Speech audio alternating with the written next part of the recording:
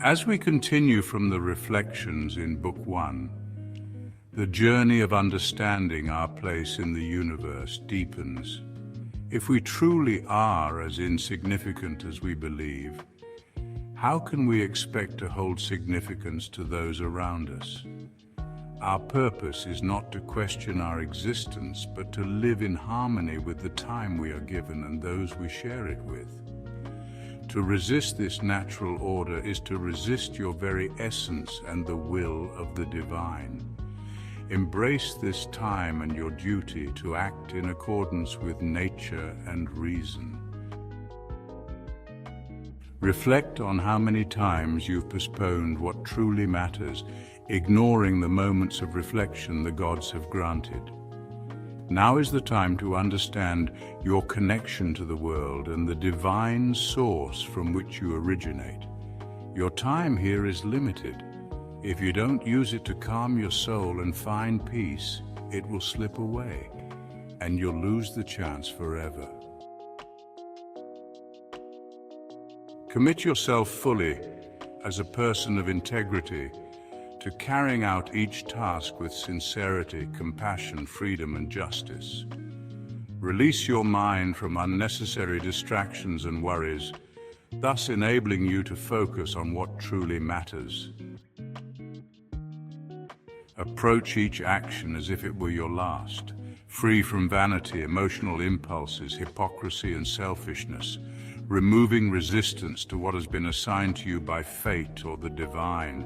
The path to living a fulfilled and virtuous life is simpler than we often believe, for the gods require nothing more than for you to uphold these few essential principles.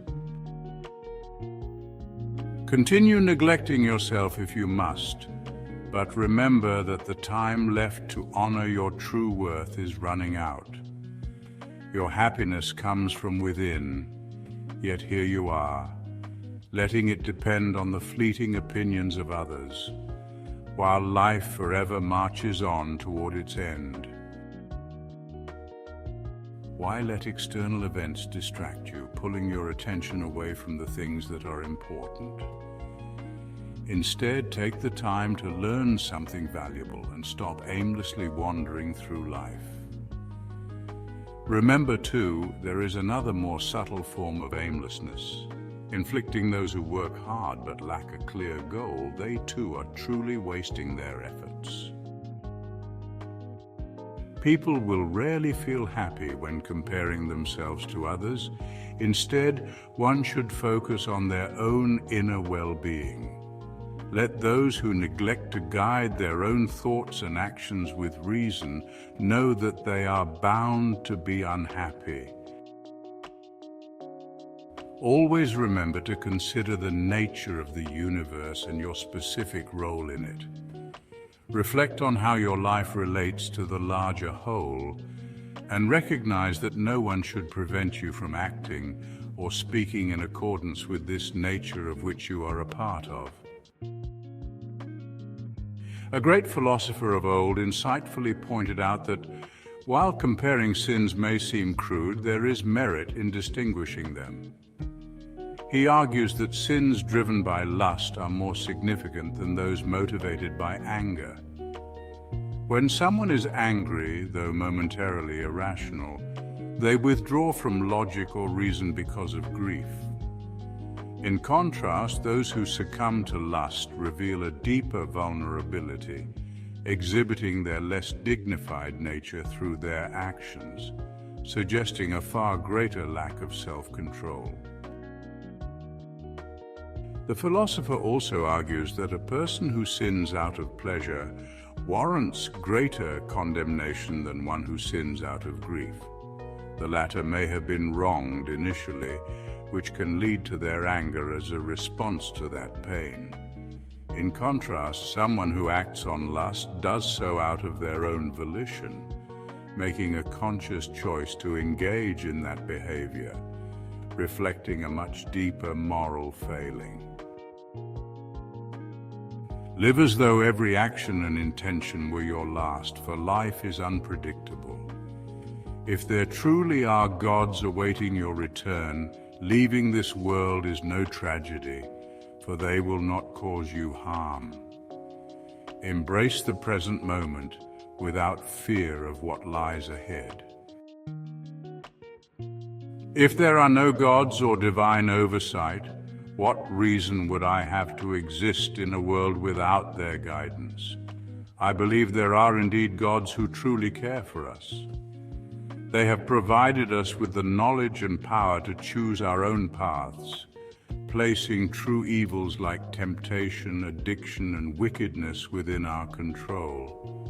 I also believe that if there were other genuine evils, they would ensure we too are capable of avoiding them. Why should we believe that anything outside ourselves can harm or improve our lives when it can't truly change who we are? We shouldn't assume that the will of the universe is ignorant of our struggles or incapable of managing them. In all of its divine nature, why would we assume that it lacks the power or foresight to prevent or arrange the things that transpire, allowing events both good and bad to affect everyone indiscriminately? Do not let external influence affect you, because life and death, honor and dishonor, work and pleasure, wealth and poverty, all occur in the lives of people without prejudice. These events are not inherently good or bad. They are neutral and should not be judged as either shameful or praiseworthy.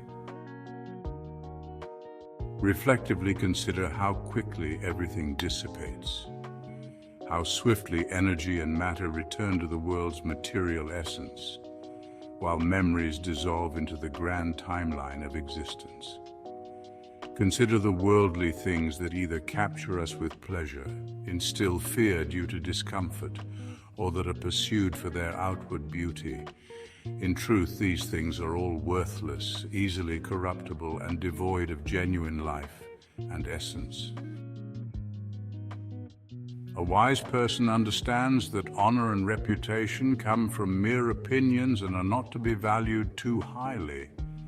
When you contemplate death and its place within the universe, without attaching the fear of the unknown, it is no more than a step in the natural order of life. Fearing something that is naturally inevitable is like a child being afraid of the night's darkness. Death, after all, is not only natural but necessary for the balanced renewal of life.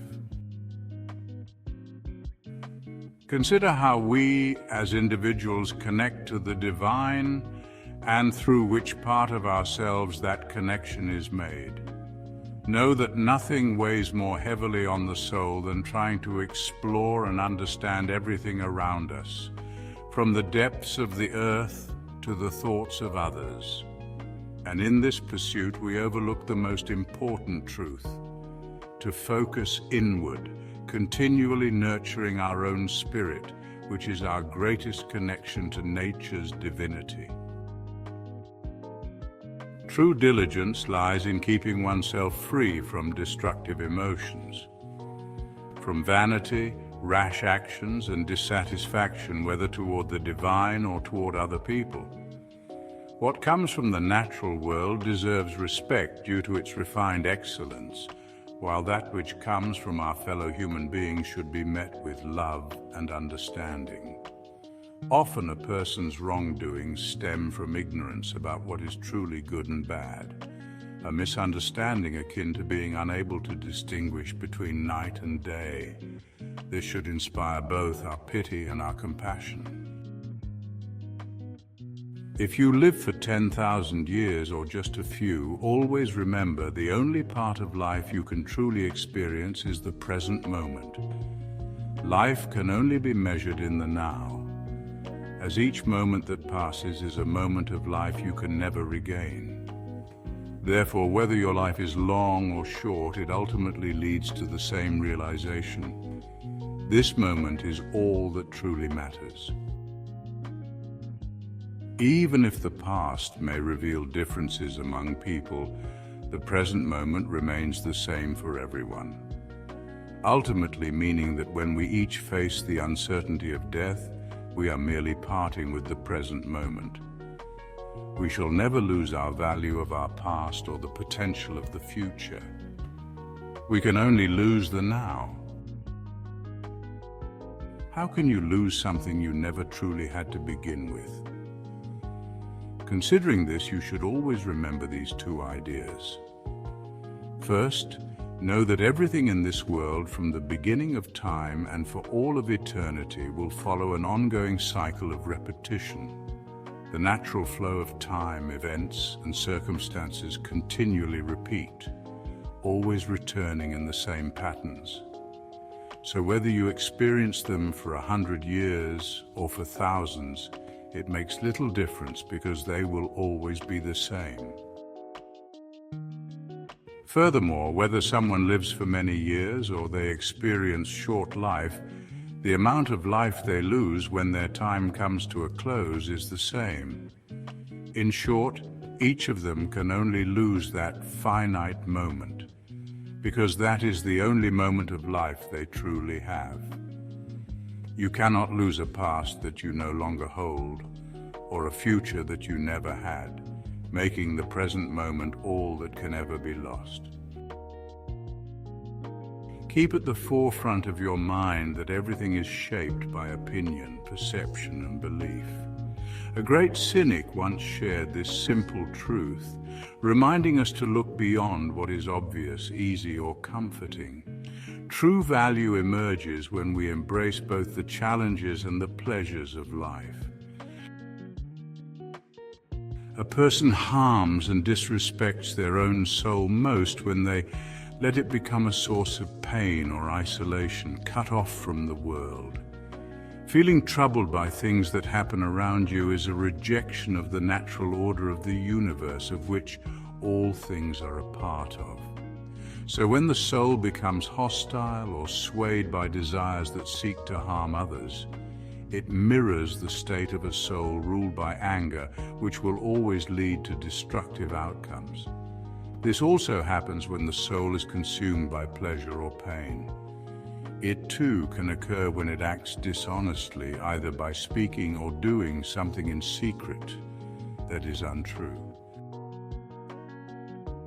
Lastly, yet equally as destructive, is when the soul acts without a clear purpose, impulsively, without considering whether its actions fit with the larger goal. Every action, great or small, must be guided by purpose. Remembering that the goal of any rational being is to follow the guiding principles of reason, which rule the world as its law. A person's life is like a fleeting moment. Everything about it is in constant motion, often hard to grasp. The body is destined to decay while the soul remains restless and unsettled. One's luck is unpredictable, their fortune is uncertain, and reputation is always in doubt. In short, all things related to the body flow like a stream, while those relating to the soul vanish like a dream or dissipate like smoke. Life is a constant struggle during a short pilgrimage. After death, fame is as insignificant as being forgotten. What remains then is philosophy, the means by which we find answers to the most profound questions of existence, using reason and critical analysis to guide our understanding of life, ethics, and reality. Philosophy is about protecting your inner spirit from insults and injuries, as well as from overwhelming pleasure and pain. It involves acting thoughtfully and sincerely depending on your own choices. Embrace everything that happens to you with contentment, seeing it as part of a larger purpose. Finally, face death with humility and calmness, understanding it as the natural return of the elements that make up every living thing. If the elements are not harmed by their constant changes into one another, why should anyone fear this natural cycle of dissolution and transformation? Isn't it simply part of nature? And since nothing that is natural can be truly evil, there's no reason to be afraid.